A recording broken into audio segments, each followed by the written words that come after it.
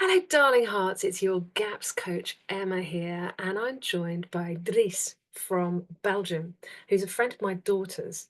And you guys got together because you're in a group that all eat raw meat, which some people are a bit averse to. So, hi, Dries, thanks for joining me. And tell us why you started eating raw meat. Well, initially, I didn't start eating raw meat. It was mostly cooked, but I had to switch because I felt like there was something missing.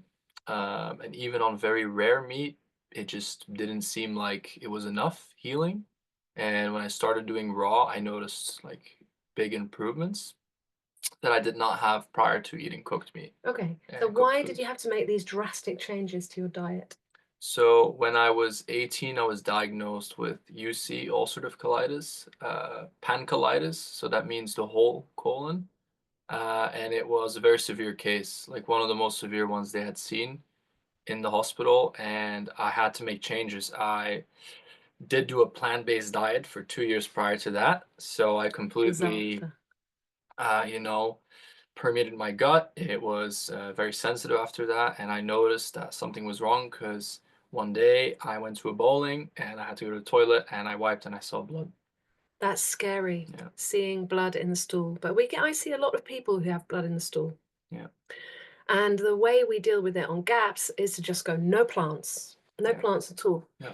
So you were 2 years on a plant-based diet. Do Yeah. you think that did a lot of damage? It did an immense amount of damage. I'm talking plant toxins, oxalates, pesticides, herbicides, a lot of seeds, a lot of grains, and yeah, that of course it taxes your gut. It takes quite a toll, and especially since I already had a sensitive gut, like, but I did not do it necessarily in the sense of being vegan in the beginning. It was more like a performance thing because I saw this documentary and it was this documentary. I'm not going to say which one, but it was on Netflix. Was it made by James Cameron, who Yeah, is the director of Avatar? I think it was the bald guy. I don't know if he's bald or not, but Yeah, yeah.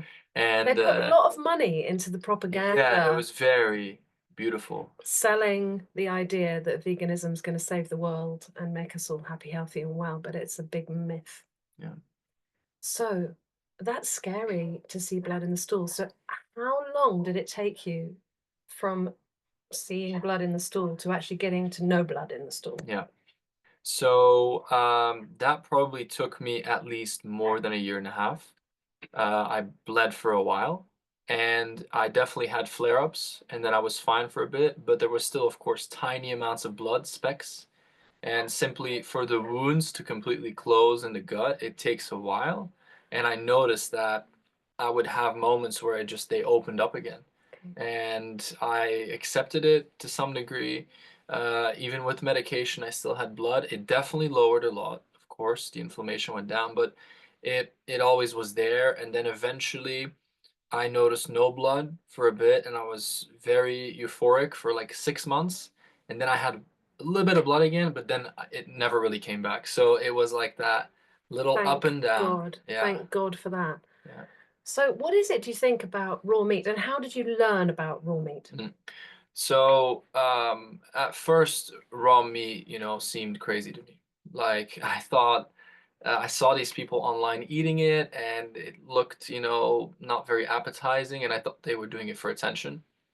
Um, But then I was interested because I had tried everything. Like I went to natural medicine doctors, I had gut coaches that cost me thousands, and they helped me. They put me on the right path. But raw meat, I simply found it through an Instagram account of a guy eating it for attention, and it was like, everyone was reacting to it, like, oh my God, what is this? And I said, you know what? I eat rare steaks. I like my yolk runny, and I like sushi. And I said I'm gonna drink an egg, and it was fine. It was a little bit, of course, weird at first, and then I tried raw steak, and it tasted very neutral. And I said to myself, I'm only gonna eat this for the day, and I felt perfect, perfect bowel movement, clear energy, no ups, no downs, and I said this might work. So I tried it, kept going, and simply never went back, honestly, yeah, since a year now. And do you think you will ever go back to eating Cooked food? normal food? What's normal food? But What's I the mean, normal food? Yeah. I definitely still eat cooked food because I think there's something about cooked food. It's like the soul that's put into cooked food, the heart, the love. It's not the same. I feel like with raw food, it is quite convenient, right? You can go to any butcher, get a steak, get some butter, get some eggs, and eat, which yeah, is, right. of course, extremely convenient. But I still really enjoy a good, like you said, a stock. I'm half Moroccan, so tagine, it's like carrots and zucchini with chicken and olives, and I love that. I will definitely still eat that for the mental, for the enjoyment, for the nostalgic feeling. And growing up, I mean, that was my favorite. So, normal food to me is raw food, and in combination of some cooked food spiritually to keep me, also in that state of like it's not bad for you, it's not going to like hurt you necessarily once you heal. Well, we were talking about that earlier on, weren't we? Because we were saying Mm, that the vegetables actually provide the body with the prebiotic fiber to feed your probiotic microbiome. So, and on GAPS, we like to incorporate plenty of fermented foods as well, fermented dairy, lacto-fermented vegetables. And it's the stock, isn't it, though, really, that's the mm, key mm. to healing that gut lining. So, do you think you'll ever go back to, eating pizza and, you know, all that slave food, as I call it? No, no, but I will say that on this trip that I'm on, I had a pizza, and I haven't had pizza in years, in And 3, 4 and years. how did you I respond? was fine. So I think that was purely to make a statement to myself and Yeah, my brain yeah, and to break through that barrier of my body can't handle this. yeah, It was simply to say to myself, I'm doing it and I'm gonna enjoy it because yeah, that's it. And if you do it that way, yeah. you should be fine. Brilliant. Yeah. So, were you on any kind of medications at any point? Yeah. I was on medication for 1 year. The main one was Remicade and Fliximab through an IV every 8 weeks is a program. First, you have the build up, which is 1 week, then every 2 weeks, then every four, and then every eight. I refused all other pills. I never liked pills. They gave them to me in the hospital at my bed. I put them in my pocket. I never liked it. They were immunosuppressants. I forgot the name. They were blood thinners. They would inject me with blood thinners because I was in the bed constantly. I didn't move. So Right. they would they would make preventative measures. But you also told me about something that really helped you. So you just mentioned blood thinners there. Mm, And one blood thinner that I know of, which mm, can be used as a tool either transdermally, like through on the surface of the mm. skin, or internally. Some people actually take it, but you actually had an IV, you told me, of DMSO, dimethyl sulfoxide, which is a well-known blood thinner. And I've seen people in the middle of having a stroke rub DMSO onto their pulse points and actually recover from the stroke before the ambulance actually had a chance to even Wow. arrive. Wow. So tell us about your DMSO experience. Yeah. Very important. So the DMSO experience was for me very important because I had to get off those medicines from the hospital, the infliximab, but the withdrawal was deadly.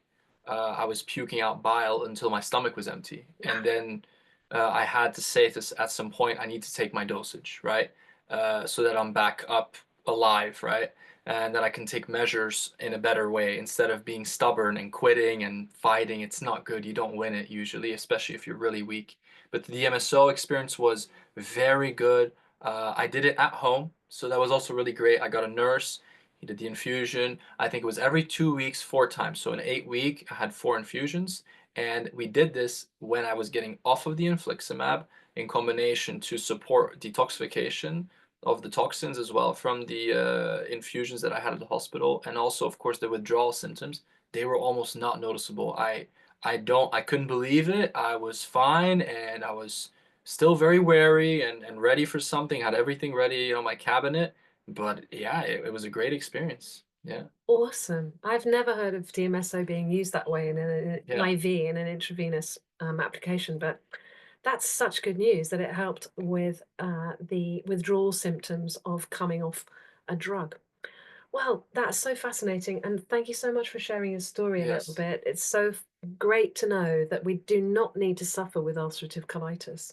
There are ways of overcoming, and we don't need to use the medicines. We can use the food as the medicine. And it would seem that the enzymes and all the amino acids and the collagen and the gelatin in these lovely raw meats and raw eggs and raw dairy are all the body needs to heal itself. Plant foods have been inflicting damage on our system, and it's the animal foods that actually can heal.